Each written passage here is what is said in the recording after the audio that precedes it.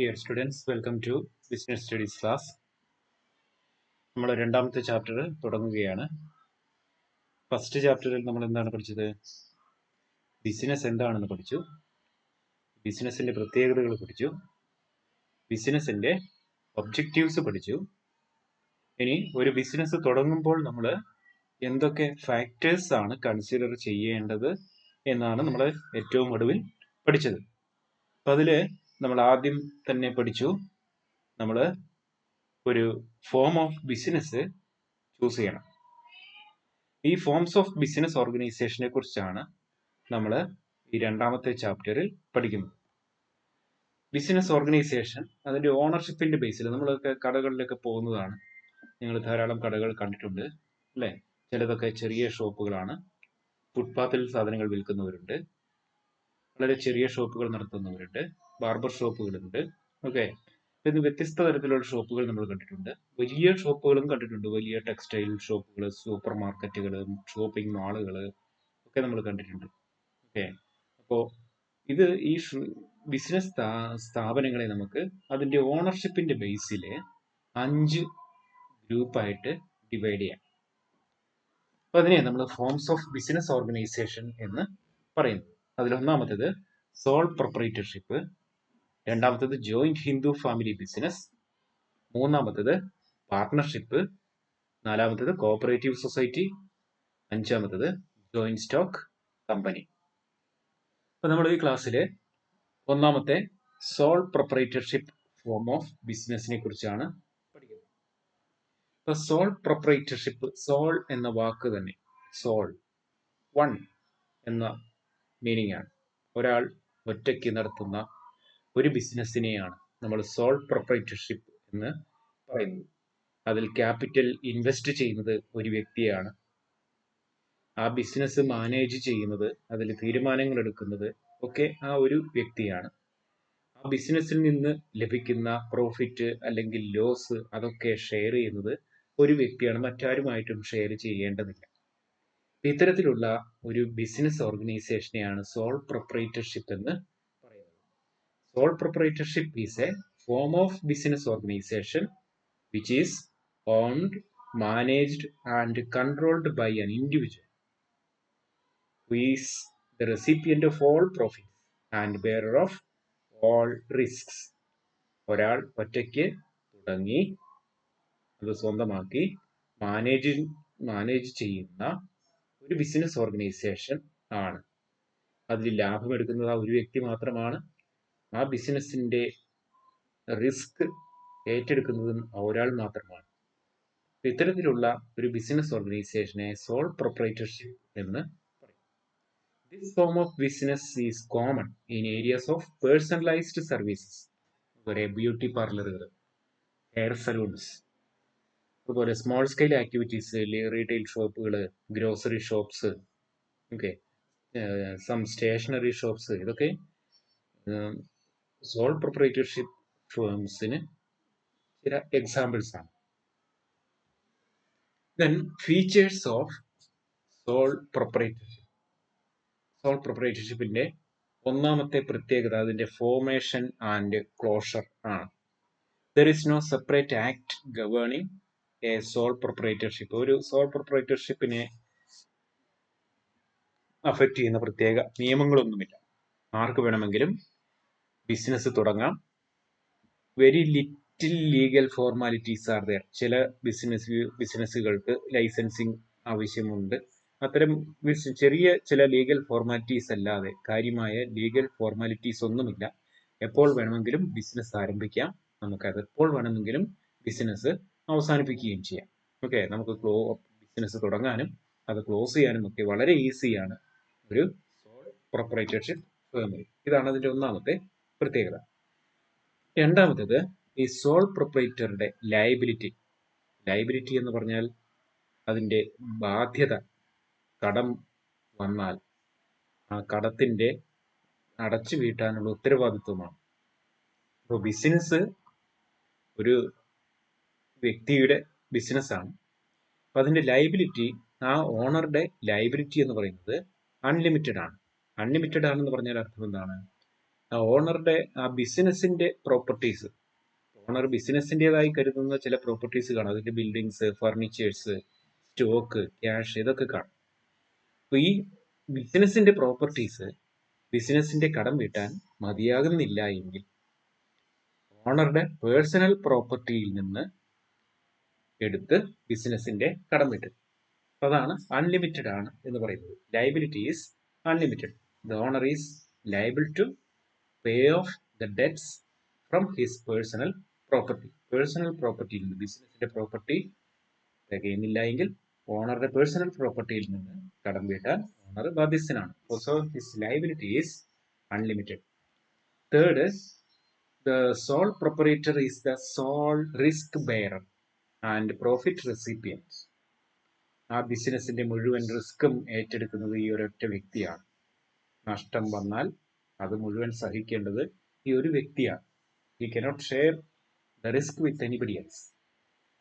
In the same way, he is the sole recipient of profit also. അതിൽ നിന്ന് കിട്ടുന്ന ലാഭം, എത്ര ലാഭം കിട്ടിയാലും അത് മുഴുവൻ ഈ ഓണർക്കുള്ളതാണ്. വേറെ ഒരാൾക്കും ഈ പ്രോഫിറ്റ് ഷെയർ ചെയ്ത് കൊടുക്കേണ്ട ആവശ്യം ഇല്ല. ഇതാണ് മൂന്നാമത്തെ പ്രത്യേകത. Then fourth, control. The single person is the owner and manager of a business. He need not consult with anybody else the decisions to be taken in the business. ഈ ബിസിനസ്സിൽ തീരുമാനങ്ങൾ എടുക്കേണ്ടി വരുമ്പോൾ അത് മറ്റൊരാളുമായിട്ടും കൺസൾട്ട് ചെയ്യേണ്ട ആവശ്യമില്ല, വേറൊരാളുടെ അപ്രൂവൽ വാങ്ങേണ്ട ആവശ്യമില്ല. So he can exercise better control in the business.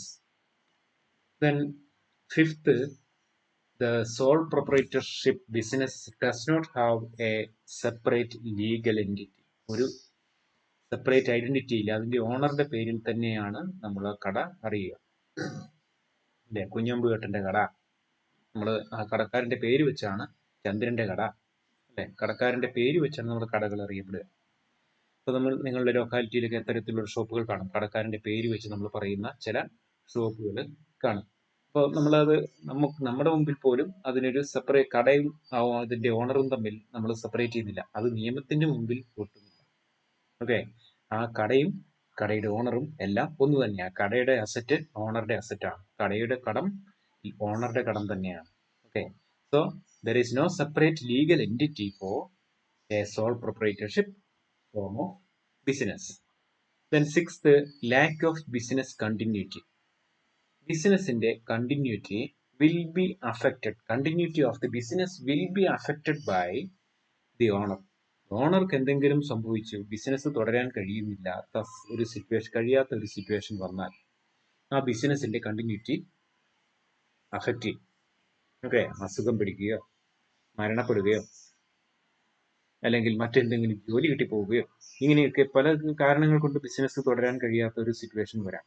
അപ്പൊ അങ്ങനെ ഓണർക്ക് എന്ത് സംഭവിച്ചാലും അത് ബിസിനസിന്റെ നിലനിൽപ്പിനെ ബാധിക്കും. അപ്പൊ ബിസിനസ്സിന് കണ്ടിന്യൂറ്റി കുറവാണ് എന്നതാണ് ഇതിന്റെ ആറാമത്തെ പ്രത്യേകത. അപ്പൊ ഇത്രയുമാണ് ഒരു സോൾ പ്രൊപ്രൈറ്റർഷിപ്പ് ബിസിനസിന്റെ പ്രത്യേകതകൾ. ഒന്നാമത്തേത്, formation and closure are very easy.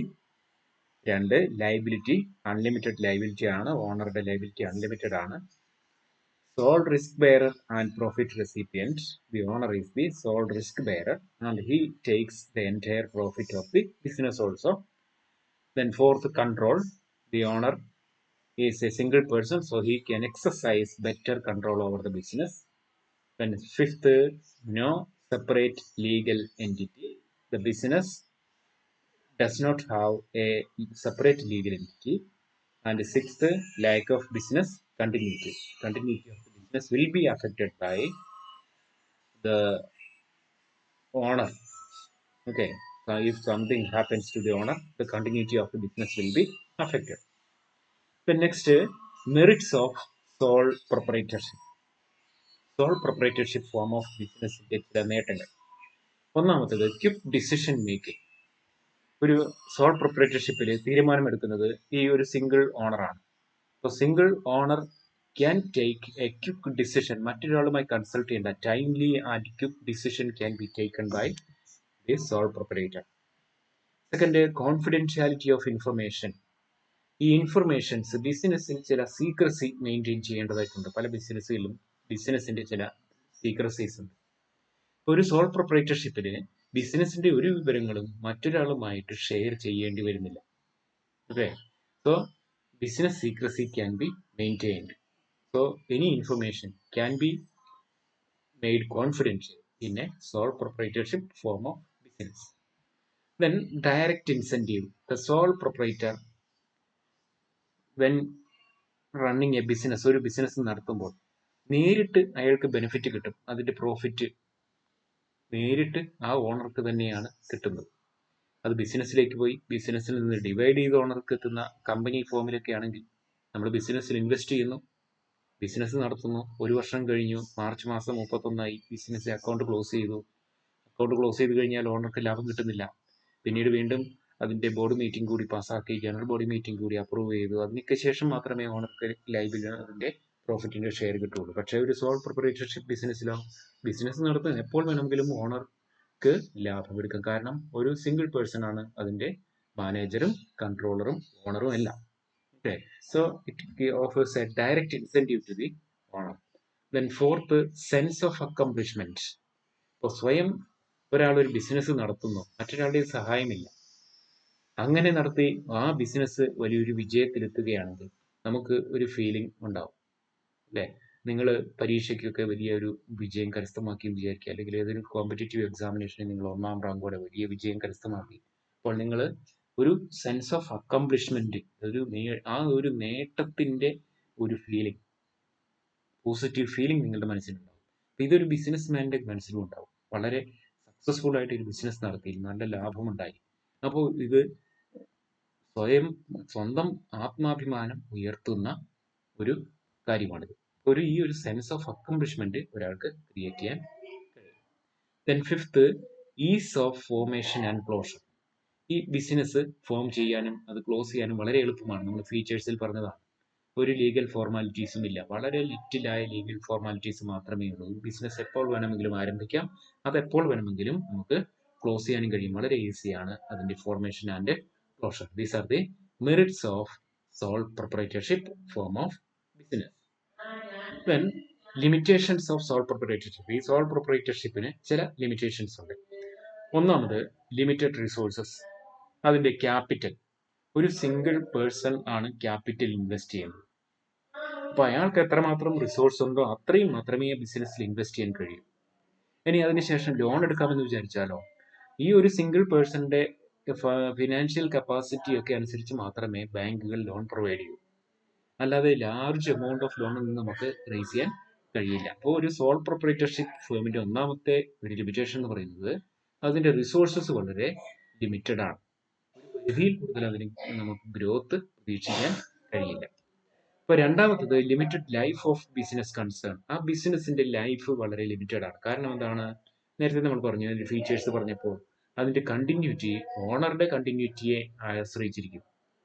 അപ്പോൾ ഓണർക്ക് എന്തെങ്കിലും സംഭവിച്ചാൽ ബിസിനസ് ഡിസ്കണ്ടിന്യൂ ചെയ്യേണ്ടി വരും. Okay, so the life of the business is limited. ഇതാണ് രണ്ടാമത്തെ ഒരു ലിമിറ്റേഷൻ. മൂന്നാമത് ലയബിലിറ്റി. നമ്മൾ പറഞ്ഞു അൺലിമിറ്റഡ് ലയബിലിറ്റി ആണ്. ബിസിനസിന്റെ കടം പെരുകി ഒരു പരിധിയിൽ കടന്നാൽ ആ ബിസിനസിന്റെ പ്രോപ്പർട്ടിയും പോകും. അത് പോരാഞ്ഞിട്ട് അത് മതിയായില്ലെങ്കിൽ എന്ത് പറ്റും? ഓണറുടെ പേഴ്സണൽ പ്രോപ്പർട്ടിയും കൂടി സീസ് ചെയ്ത് ഈ ബിസിനസിന്റെ കടം വീട്ടേണ്ടി വരും. ഓക്കെ, സോ അൺലിമിറ്റഡ് ലയബിലിറ്റി ആണ് മൂന്നാമത്തെ ലിമിറ്റേഷൻ. നാലാമത്തത് ലിമിറ്റഡ് മാനേജീരിയൽ എബിലിറ്റി. ഒരു സിംഗിൾ പേഴ്സൺ ആണ്. ഒരു സിംഗിൾ പേഴ്സണ് എല്ലാ കഴിവുകളും എല്ലാ ഫീൽഡിലും, മാനേജ്മെന്റ് എന്ന് പറയുന്നത് പല ഫീൽഡിലുണ്ട്. ഫിനാൻഷ്യൽ മാനേജ്മെന്റ് വേണം, മാർക്കറ്റിംഗ് വേണം, പ്രൊഡക്ഷൻ വേണം, അല്ലെങ്കിൽ ഇങ്ങനെ വ്യത്യസ്ത ഏരിയാസിൽ മാനേജ്മെന്റ് എബിലിറ്റീസ് വേണം. ഇങ്ങനെ എല്ലാ എബിലിറ്റീസും ഉള്ള ഒരു വ്യക്തി എന്ന് പറയുന്നത് that is not possible. Okay, വളരെ അപൂർവമായിരിക്കും.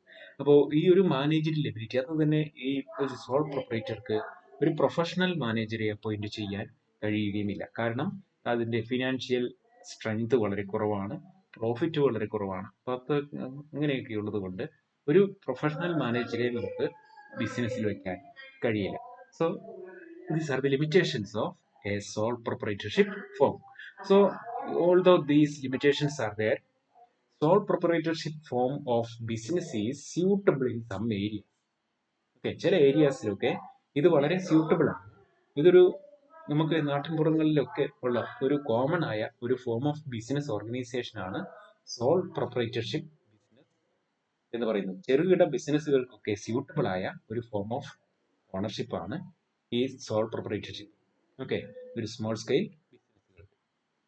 Okay, listen to this class and you have to also read your textbook for further explanation, and you can clarify your doubts by sending me a message over my WhatsApp or commenting in this YouTube channel. Thank you for listening this class.